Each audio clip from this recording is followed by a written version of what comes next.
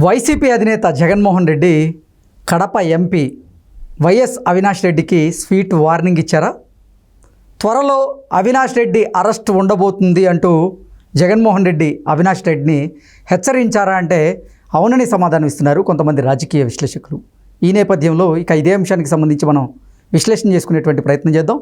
ప్రస్తుతం మనతో పాటు ఉన్నారు ప్రముఖ రాజకీయ విశ్లేషకులు, ప్రముఖ సీనియర్ జర్నలిస్ట్ డివిఎస్ గారు. సార్తో మాట్లాడదాం. Sir hi sir. నమస్తే. నమస్తే సార్, జగన్మోహన్ రెడ్డి వైఎస్ అవినాష్ రెడ్డికి ఒక హెచ్చరిక జారీ చేసినట్లుగా త్వరలో నీ అరెస్ట్ ఉండబోతోంది, జాగ్రత్తగా ఉండు తమ్ముడు అంటూ వార్నింగ్ కూడా ఇచ్చినట్లుగా ఒక వార్త ఇప్పుడు సోషల్ మీడియాలో చక్కర్లు కొడుతూ ఉంది.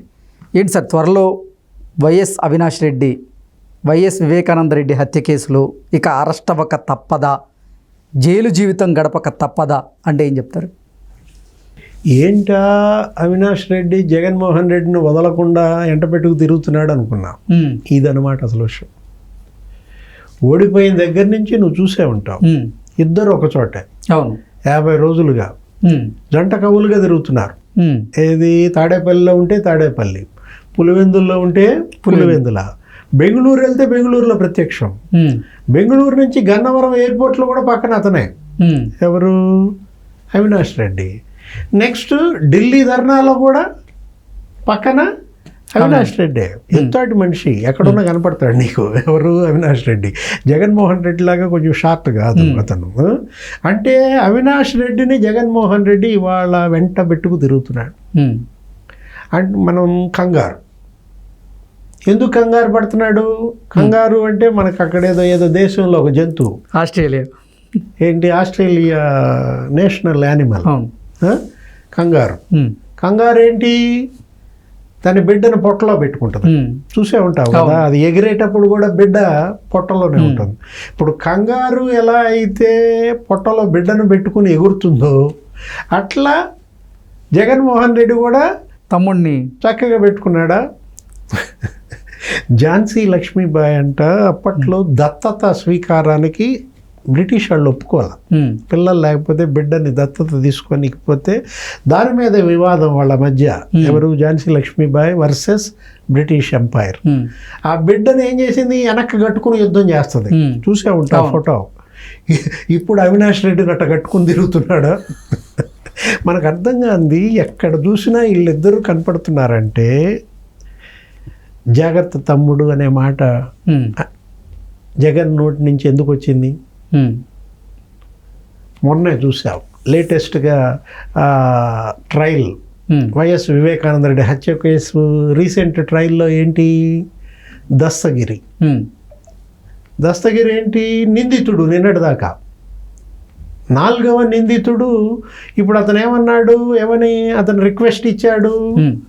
నన్ను సాక్షిగా పరిగణించండి, నేను అప్రూవర్గా మారాను, నేను ఎవరు చంపారు, ఎందుకు చంపారు, వివరాలన్నీ నేను చెప్పాను కాబట్టి నన్ను నిందితుడి నుంచి సాక్షిగా మార్చమన్నారు.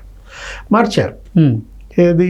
ఇవాళ అతను 101వ సాక్షి ఏదో ఉంది, 101 అనుకుంటా అతని నంబర్ కూడా. 4వ నిందితుడు మరి 101వ సాక్షిగా గుర్తించిందంటే అక్కడ నీకు అర్థం కాల? దస్తగిరి అభ్యర్థనను కోర్టు మన్నించింది అంటే ఎర్త్ ఎవరికి? అవినాష్ రెడ్డికి ఎర్త్ తగిలింది కదా, షాక్. ఏది? మనం దస్తగిరిని అసలు సాక్షిగా గుర్తించడానికి వీల్లేదని వాళ్ళు హోరాహోరీ పోరాటం చేశారు. దానిపైన వాదోపవాదాలు మనం విన్నాం. ఏది? అతనే కదా చంపింది, అతనే కదా గొడ్డలు తెచ్చింది, ఆ గొడ్డలు ఎక్కడో కొనుక్కొచ్చారంట. వివేకానంద రెడ్డి దారుణ హత్య. ఒక మాజీ ముఖ్యమంత్రి తమ్ముడు, ఇప్పుడు మాజీ ముఖ్యమంత్రికి సొంత బాబాయ్. ఆయన అసలు పెద్ద రాజకీయ నాయకుడు. ఏది? రాజ్యసభ తప్ప అన్ని సభలు చూశాడు. ఇప్పుడు 30 ఏళ్ళు ఆయన కూడా ప్రజాప్రతినిధిగా ఉన్నాడు. నీకు ఎమ్మెల్యే, ఎమ్మెల్సీ, లోక్సభ సభ్యుడు. అలాంటి వ్యక్తి మరి ఇంత కిరాతక హత్య జరిగి ఇప్పటికి 6వ ఏడు, ఇప్పటికి కూడా అది లాజికల్ కంక్లూజన్ రాలేదంటే భారత న్యాయ వ్యవస్థకే ఇది ఒక సవాల్ కదా. సిబిఐ ఇవాళ ఈ సవాల్ని తట్టుకుని ఎంతవరకు ఇది చేయగలుగుతోంది మనం చూసాం. సిబిఐ ఎస్పీ మీద కేసులు పెట్టించారు. రామ్ సింగ్ ఉమ్, పులివెందుల పోలీస్ స్టేషన్లో సిబిఐ ఎస్పీ మీద కేసు పడింది. ఉమ్, జగన్మోహన్ రెడ్డి ముఖ్యమంత్రిగా కేసు పెట్టిస్తే అక్కడ కేసు అయిన పరిస్థితి. అసలు రామ్ సింగ్నే జంప్ అనమాట, వీళ్ళ దెబ్బకు తట్టుకోలేక ఉమ్, మార్చేశారు ఎస్పీగా అవును. అతన్ని కూడా. అరెస్ట్ చేయడానికి అవినాష్ రెడ్డిని సిబిఐ వచ్చింది. కర్నూలు విశ్వభారతి హాస్పిటల్ నీకు తెలుసు, నువ్వు బాగా కనెక్ట్ అయ్యావు దానికి. విశ్వభారతి ఆసుపత్రిలో ఎన్ని రోజులు, 3 రోజులు డ్రామా.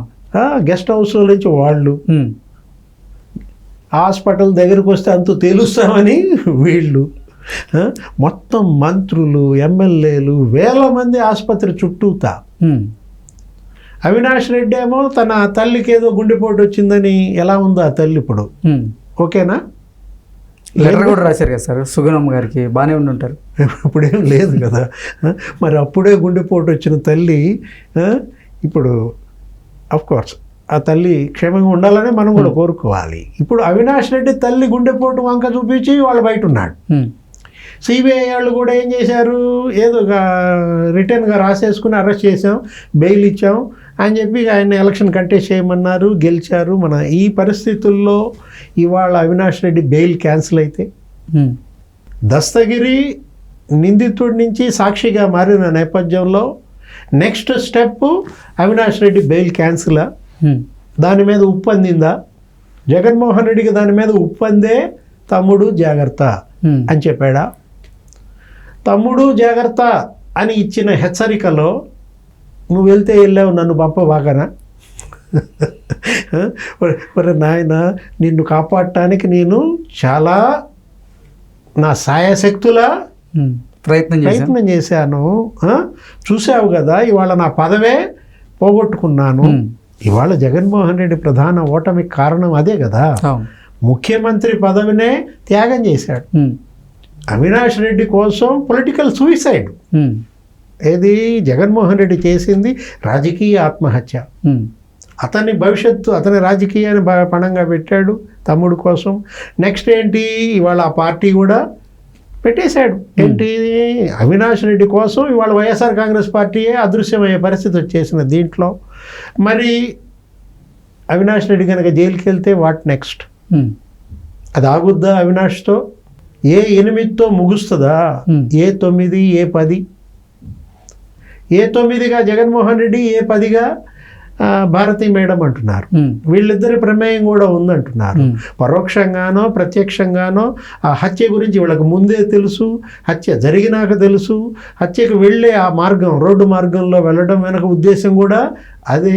ఉమ్, తప్పుదారి పట్టించింది వీళ్ళే, ఆధారాలు రూపుమాపింది వీళ్ళే. వీటన్నిటి వెనుక ఉన్నది ఈ భార్యాభర్తలే అనేది గనక వెళ్ళినట్లయితే ఉమ్, అది ఎక్కడికి దారి తీస్తుంది? తమ్ముడు జాగ్రత్త ఉమ్, అన్న మాటల వెనక ఇన్ని అర్థాలు ఉన్నాయి. ఓకే. మరి ఆ తమ్ముడు ఎంత జాగ్రత్త పడతాడో, ఈ అన్నని, ఈ వదన్ని ఎంత జాగ్రత్త చేస్తాడో రాబోయే కాలంలో వెండి తెరపైన నువ్వు చూడాలి. Okay sir, thank you so much. నమస్తే.